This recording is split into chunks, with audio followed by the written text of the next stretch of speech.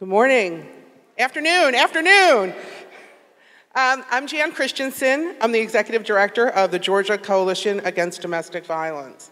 And I've been working in the movement to end violence against women for almost 20 years. During this time, I've had the privilege as a white, middle-class, English-speaking woman to have my voice heard in many venues.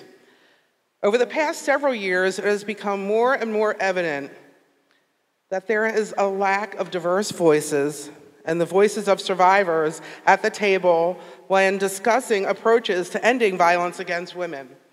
Over and over, I have to remind myself that I rise for Indigenous and First Nation women who, while living on reservations, suffer the highest rates of violence compared to any other race.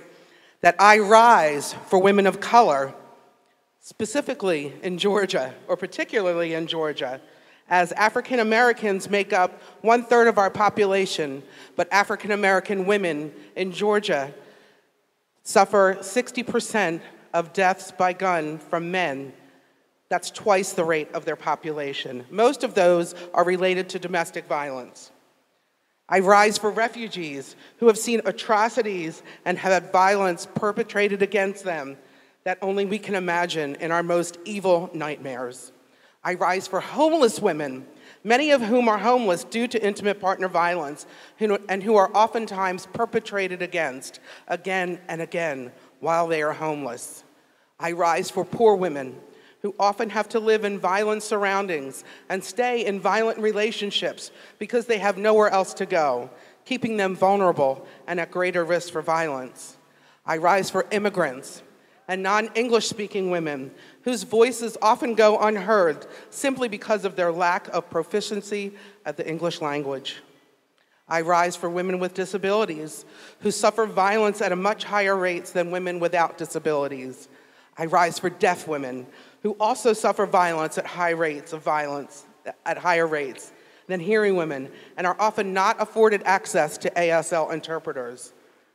I rise for the LGBTQ community who know what ridicule and disregard means when they tell their stories of intimate partner violence to mainstream service providers.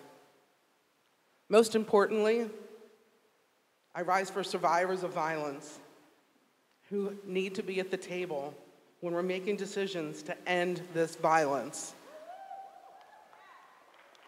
So I'd like to change to say that I'm not rising for, that I'm rising with everybody I just spoke about, that I'm rising with Indigenous and First Nation women. I'm rising with women of color. I'm rising with refugees, homeless women, poor women, immigrants and non-English speaking women. I'm rising with women with disabilities, with deaf women, with the LGBTQ community. And I'm asking you to commit to rising with these communities and have them at your table along with survivors when you're talking about the way this work will look and making decisions about how you will do this work.